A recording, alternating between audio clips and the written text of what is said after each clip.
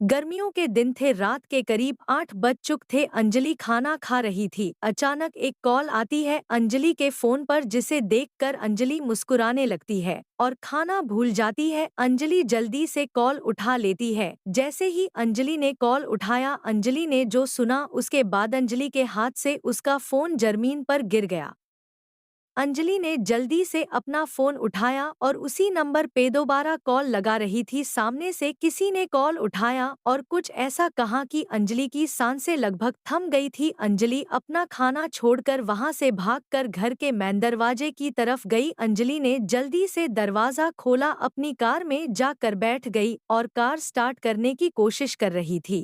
पर अंजलि के हाथ पैर कांप रहे थे, जिसकी वजह से उससे कार में चाबी ठीक से लग ही नहीं रही थी। जैसे तैसे अंजलि जल्दी से अपनी कार स्टार्ट की और तेजी से निकल गई। अंजलि के हाथ पर अभी भी कांप ही रहे थे। कुछ देर बाद अंजलि ने एक जगह अपनी कार रोकी और अपनी कार से उतरी, बहुत तेजी से भागी सामने की तरफ। नोट: माफी चाहूंगी, मेरी एक विनती आपसे है कि इस कहानी के सभी भाग पढ़े बिना कोई राय न बनाएं। इस कहानी के पहले 20 भाग छोटे छोटे हैं काफी, पर उसके बाद भाग बड़े भी है और कहानी और ज्यादा बेहतर बनाने की कोशिश की है मैंने। जब तक सभी भाग न पढ़ ले, कृपया गलत राय न दे। ये सिर्फ एक स्टोरी नहीं है, ये एक सच्ची घटना है बहुत, और उसी पर आधारित है। उम्मीद करती है आप सभी का साथ और स्नेह मिलेगा। अपनी कार से उतरने के बाद अंजलि तेजी से सामने की तरफ भाग रही थी, पर जैसे कि उसके कदम आगे बढ़ ही न रहे हो, कांप रहे थे लगातार। अंजलि के हाथ एकदम सुन्न हो चुके थे। उसे ऐसा महसूस हो रहा था कि उसे कुछ भी सुनाई नहीं दे रहा, सारी दुनिया रुक सी गई है। पर फिर भी बहुत हिम्मत करने पर अंजलि अपने कदम बिना रोक आगे बढ़ती है। सामने से एक आदमी आता है अंजलि के पास। अंजलि उस आदमी को देखकर डर जाती है और अपने कदम पीछे कर लेती है। वो आदमी दिखने में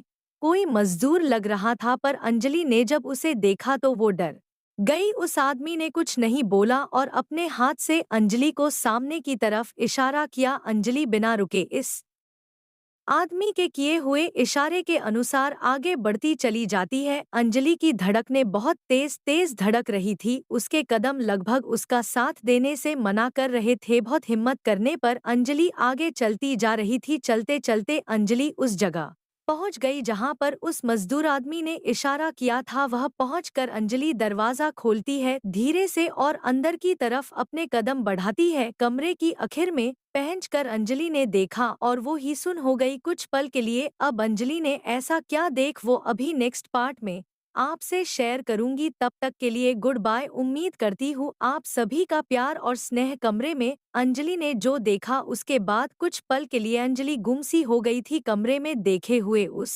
मंजर को अंजलि समझ ही नहीं पा रही थी। उसके कदम कमरे से पीछे की तरफ वापस मुड़ने लगे और बहुत तेजी से अंजलि वहां से भागकर बाहर आ गई। बाहर आने के बाद अंजलि बहुत तेज तेज हाँफ रही थी और जमीन पर गिर गई। अंजलि के आसपास लोग जमा हो गए। अंजलि को उठाया और पानी पिलाया और पूछा कि तुम्हें क्या हुआ, पर अंजलि तो जैसे गुम थी। उसे किसी की आवाज नहीं सुनाई दे रही थी। अंजलि जैसे ही थोड़े होश में आती है, जल्दी से उठकर वापस उसी कमरे में जाती है। वो कमरा कुछ और नहीं बल्कि था जिसमें जाने के लिए उस मजदूर आदमी ने अंजलि को इशारा किया था। उस मजदूर के कपड़े खून से सने हुए थे, जिसकी वजह से अंजलि सहम गई थी। अंजलि जब कमरे में पहुंची थी तब उसने देखा था कि कमरे के आखिर में एक बिस्तर पर एक इंसान लेटा हुआ था, जिसकी सांसें चल रही थी, पर वो भी वेंटिलेटर की सहायता से। अंजलि ने देखा कि उसके एक पैर पर हल्की सी चोट थी, एक घुटने पर पट्टी बंधी हुई थी। धीरे धीरे